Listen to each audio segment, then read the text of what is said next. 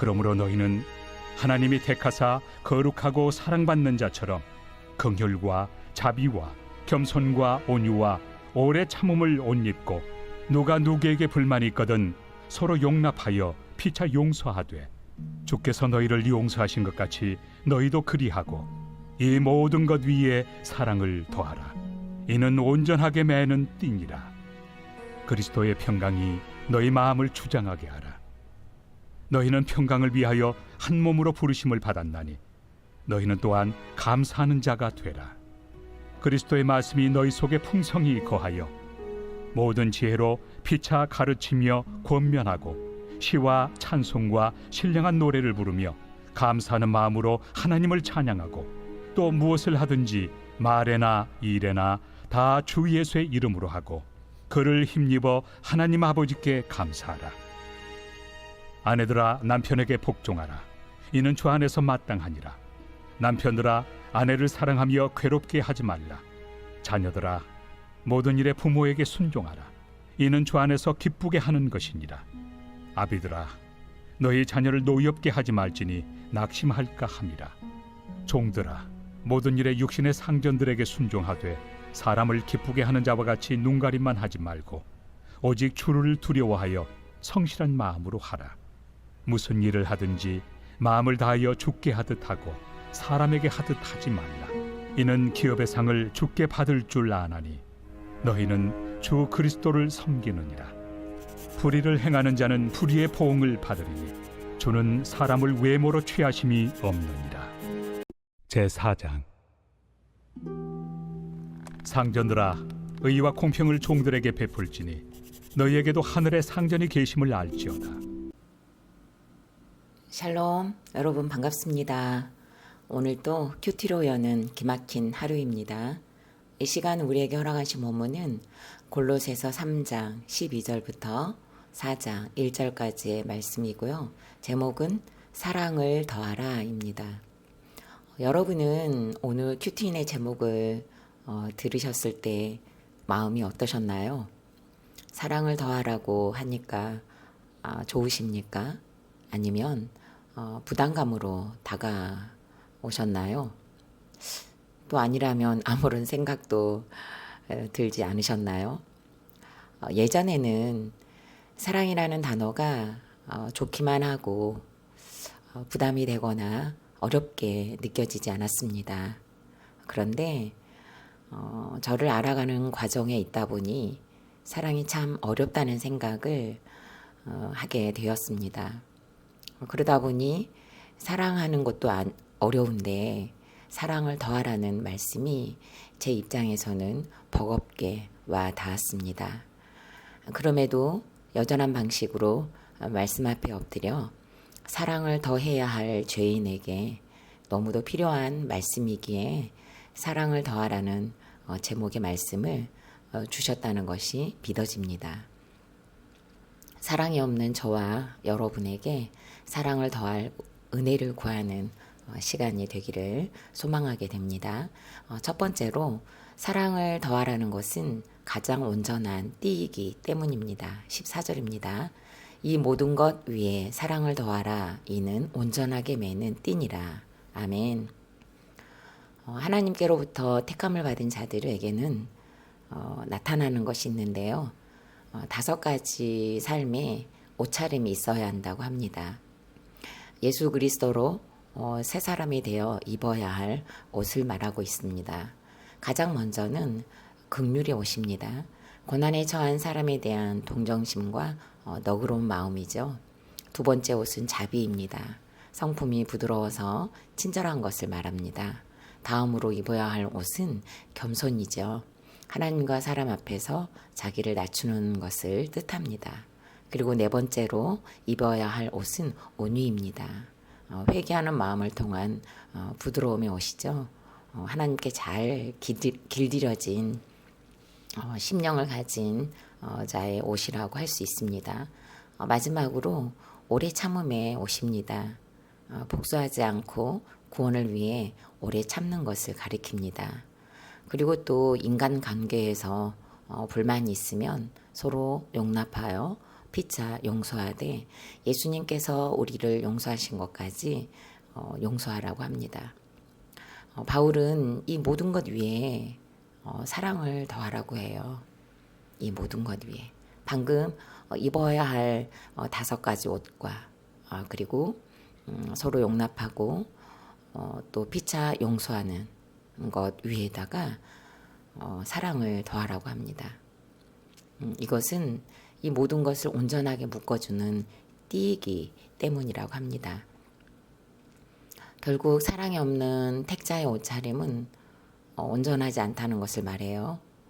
긍휼, 자비, 겸손, 온유, 오래 참음의 옷을 입었는데 거기에 사랑이 없다면 울리는 꽹과리가 되어서 긍휼도 자비도 겸손도 온유도 오래 참음도 온전하게 나타나지 않을 것입니다. 바울은 누구나가 알아들을 수 있도록 의복으로 예를 들어 이야기를 하고 있습니다. 팔레스틴 지역의 옷들은 대부분 이렇게 통으로 되어 있기 때문에 띠의 역할이 매우 중요하거든요. 띠를 하나 매는 곳으로 온 맵시도 살게 되고 그리고 또 활동하기에도 불편함이 없도록 해줍니다. 그래서 이 띠는 입은 사람이나 보는 사람으로 하여금 자연스럽고 편안함을 주죠. 역할이 다르나 하나인 몸의 구조처럼 택자로서 입게 되는 거룩한 옷들은 사랑이 더해졌을 때 가장 안전하고 가장 온전하며 가장 자유롭고 가장 편안하다는 주 안에서의 통일성을 포함하고 있기도 합니다. 혹시 이 찬양을 들어보셨을까요? 가사를 읽어드리면 멜로디가 저절로 떠오르는 분이 아마 계실 수도 있습니다. 우리는 사랑의 띠로 하나가 되었습니다. 하나님을 사랑하고 예수님의 사랑을 널리 전하세. 모두 찬양하며 주의 사랑을 전하세. 모두 함께 예수님의 사랑을 세상에 널리 알리세. 콧노래가 나오시나요? 제가 청년부 시절에 참 많이 드렸던 찬양입니다. 수련회에 가서 손을 잡고 모여서 우리는 사랑의 띠로 하나가 되었다고 확인하면서 하나가 되고 싶다는 소망도 가득 담아서 드렸던 찬양이기도 합니다. 지금 성경학교를 준비하고 있는 중입니다. 코로나 이전 그러니까 1999년 6월 30일에 있었던 시랜드 화재 사건이 있었습니다. 어리디 어린 소망유치원생 19명과 인솔교사 및 강사 4명이 숨지고 5명의 부상을 입은 대참사였습니다. 그 이후에 각 유아교육기관에서는 실외에서 1박으로 행사들을 잡지 않았고 교회에서도 사실상 숙박을 하면서 성경학교를 진행하는 것에 불편함이 있어서 하지 못했는데 코로나가 닥치면서는 급기야 멈춰지게 되었던 것 같습니다. 하지만 이제는 아이들과 함께 더욱 친밀한 소통과 교제를 위해 성경학교를 통해 안전한 장소인 교회에서 1박을 하며 교사와 어린이가 함께 뒹굴면서 추억을 만드는 성경학교를 준비하려고 합니다. 저를 비롯해 교사들이 다들 나이가 있어서 염려는 되지만 지혜롭게 아이들과 같이 있어 보려고 해요. 성도님들의 많은 기도를 부탁드립니다.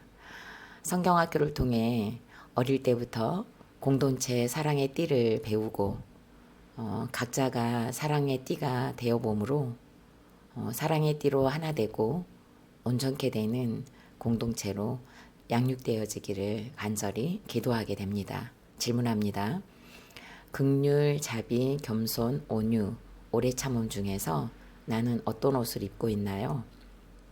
나에게 있어서 잘 입어지지 않아 여전한 방식으로 입어야 할 옷은 어떤 옷입니까? 나는 사랑의 띠로 어디에 묶여 있습니까? 두 번째로 사랑을 더하게 되면 사명대로 살게 됩니다. 15절부터 18절까지입니다. 그리스도의 평강이 너희 마음을 주장하게 하라. 너희는 평강을 위하여 한 몸으로 부르심을 받았나니 너희는 또한 감사하는 자가 되라. 그리스도의 말씀이 너희 속에 풍성히 거하여 모든 지혜로 피차 가르치며 권면하고 시와 찬송과 신령한 노래를 부르며 감사하는 마음으로 하나님을 찬양하고 또 무엇을 하든지 말에나 일에나 다 주 예수의 이름으로 하고 그를 힘입어 하나님 아버지께 감사하라. 아멘. 바울은 골로새 교인들에게 그리스도의 평강이 너희 마음을 주장하게 하라. 너희는 평강을 위하여 한 몸으로 부르심을 받았나니 너희는 또한 감사하는 자가 되라고 합니다. 우리가 알다시피 부르심을 받았다는 것은 소명을 말합니다. 바울이 지금 평강을 이야기하고 있다는 것은 골로새 교인들이 가지고 있어야 할 평강이 흔들리고 있기 때문인 것 같습니다. 이단과 거짓 교사들, 세상 가치관들이 팽배한 공동체에서 예수 그리스도의 평강을 누리는 것이 결코 쉽지 않았음을 말해줍니다. 큐티인에서는 평강은 오직 예수 그리스도께 매여 있을 때 온다고 했습니다. 비록 이 세상에 살면서 근심하고 걱정할 수밖에 없지만 그리스도의 평강이 우리 마음을 주장하게 된다는 것입니다. 그러면 어떻게 해야 그리스도의 평강이 우리 마음을 주장하게 될까요? 다른 것에 있지 않습니다. 지난 금요일 큐티 본문 6절과 7절 말씀에서도 보면요.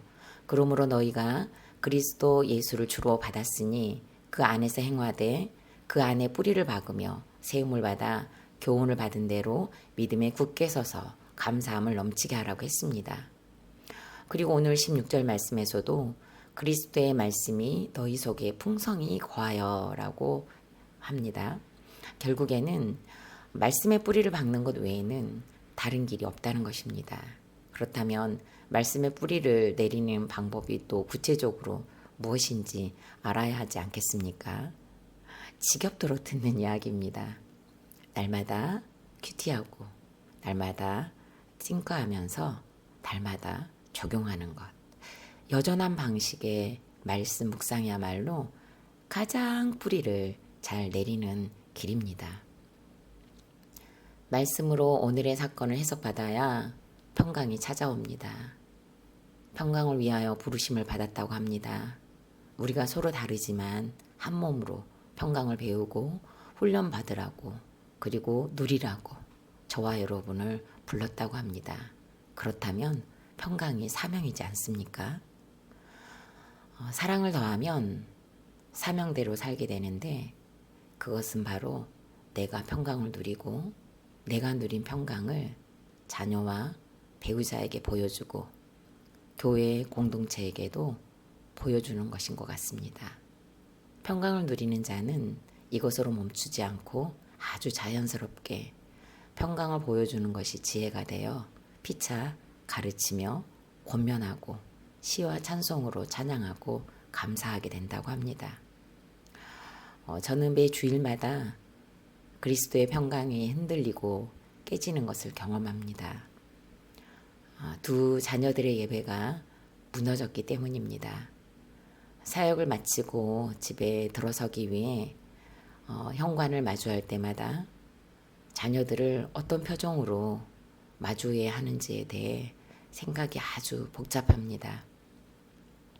어느 때는 짜증도 내고 싶고 때로는 화도 내고 싶고 속상한 마음도 드러내고 싶다는 생각과 정말 많이 다툽니다. 그리스도의 평강이 흔들리는 순간들이죠. 그 순간에는 자녀들의 영혼에 대한 안타까움보다는 교육자의 자녀가 교회에 나오지 않는다는 그 스스로의 체면이 우선시되고 있다는 지점을 밟게 돼요. 그러면 정말 할 말이 없어지더라고요. 교회에서 만날 수 없으니 자녀들을 향한 욕심이 깨집니다.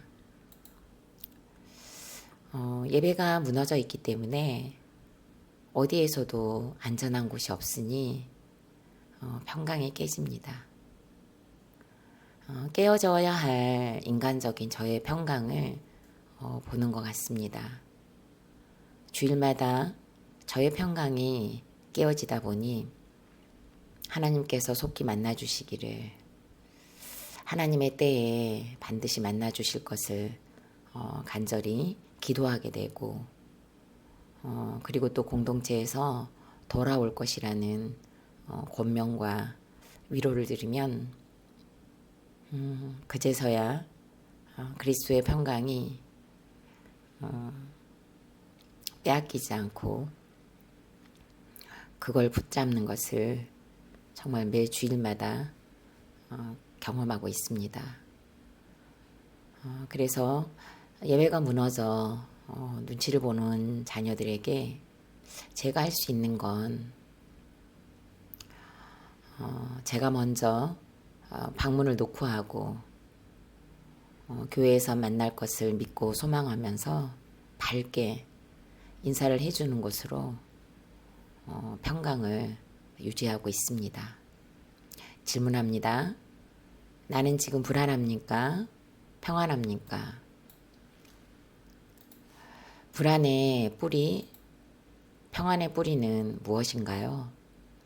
오늘 내 마음에 그리스도의 평강이 주장하도록 내어드리는 하루가 되기를 바랍니다. 세 번째로, 사랑을 더하는 자의 열매는 역할의 순종으로 나타납니다. 18절부터 14장 1절까지 말씀입니다. 좀 깁니다. 그래도 읽어드리겠습니다. 아내들아, 남편에게 복종하라. 이는 주 안에서 마땅하니라. 남편들아, 아내를 사랑하며 괴롭게 하지 말라. 자녀들아, 모든 일에 부모에게 순종하라. 이는 주 안에서 기쁘게 하는 것이니라. 아비들아, 너희 자녀를 노엽게 하지 말지니 낙심할까 함이라. 종들아, 모든 일에 육신의 상전들에게 순종하되 사람을 기쁘게 하는 자와 같이 눈가림만 하지 말고 오직 주를 두려워하여 성실한 마음으로 하라. 상전들아, 의의와 공평을 종들에게 베풀지니 너희에게도 하늘의 상전이 계심을 알지어다. 아멘. 각각 역할에 대한 말씀만 우선 읽어드렸습니다. 사랑을 더하는 자는 가정에서 역할에 순종으로 열매를 맺습니다. 그러나 사랑을 더하는 삶이 참 어렵습니다. 그럼에도 불구하고 사랑을 더해야 하는 이유를 오늘 바울은 분명하게 밝히고 있습니다. 가장 먼저는 아내들이네요. 그리고 남편들아, 자녀들아, 아비들아, 종들아, 상전들아 라고 아주 자세하게 역할들의 호칭을 불러가며 각자의 위치를 언급합니다. 아내는 사랑이 더해지지 않아서 남편에게 복종이 안 되고, 남편도 사랑이 더해지지 않으니 아내를 괴롭게만 하고, 자녀들도 사랑이 더해지지 않으니 부모에게 순종이 안 되고, 아비들도 사랑이 더해지지 않으니 자녀를 노엽게만 하고 자녀들을 낙심하게 합니다. 종들도 사랑이 더해지지 않아 상전들에게 순종이 안 되죠. 눈가라미로 눈치만 살살 보며 일을 합니다. 상전들도 사랑이 더해지지 않으니 종들에게 의와 공평이 나가지 못합니다. 반대로 사랑이 더해지면 어떻게 될까요? 아내들은 복종이 되고 남편들은 아내들을 괴롭게 하지 않을 것이고, 자녀들도 부모에게 순종이 되고, 아비들은 자녀들을 노엽게 하거나 낙심하게 하지 않을 것입니다. 종들도 상전들도 순종하며 공평하게 대할 것입니다. 이런 사랑을 우리도 하고 싶지만 우리는 사랑을 만들 수가 없다는 것이 난제입니다. 요한일서 4장 16절에서는 하나님은 사랑이시라, 사랑 안에 거하는 자는 하나님 안에 거하고 하나님도 그 안에 거하시느니라 라고 하셨습니다. 사랑을 할 수도 없는 우리에게 하나님께서는 연약한 우리를 위해 오늘도 말씀으로 양육하고 훈련해 주십니다. 하나님께서는 분명하게 사랑은 하나님이시라고 합니다. 하나님은 사랑이시라고 우리에게 말씀하십니다. 우리가 우리의 역할에서 사랑할 수 있다는 것은 하나님께서 먼저 저와 여러분을 사랑하셨기 때문입니다. 사랑을 더하면 역할에 순종하는 것으로 열매를 맺습니다. 요한일서 4장 18절, 19절 말씀을 읽어드리며 설교를 마치려고 합니다. 사랑 안에 두려움이 없고 온전한 사랑이 두려움을 내쫓나니 두려움에는 형벌이 있음이라. 두려워하는 자는 사랑 안에서 온전히 이루지 못하느니라. 우리가 사랑함은 그가 먼저 우리를 사랑하셨습니다. 아멘. 질문합니다. 나의 역할은 무엇입니까? 가장 사랑이 더해야 할 곳은 어디이고 공평하지 않아 차별로 나아가는 곳은 어디입니까? 마지막으로 7월 9일 보석상자입니다. 하나님을 신뢰함으로 하나님과의 관계가 회복된 사람은 인간 관계에서도 모든 시험을 통과할 수 있습니다. 다 같이 기도드립니다. 사랑을 더하라. 이는 온전하게 매는 띠니라고 말씀해 주셔서 감사합니다. 여름에 있을 수련회와 성경학교를 통해 다음 세대가 사랑이 더해지고 사랑의 띠로 메어지는 시간으로 삼아 주옵소서.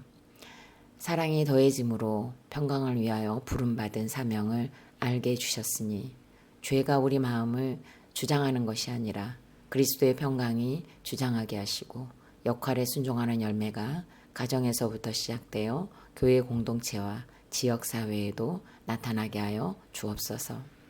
사랑을 더하는 나와 사랑을 더하는 우리가 되어 하나님을 보여주는 오늘 하루가 되게 하실 줄 믿으며 예수 그리스도 이름으로 기도드립니다. 아멘.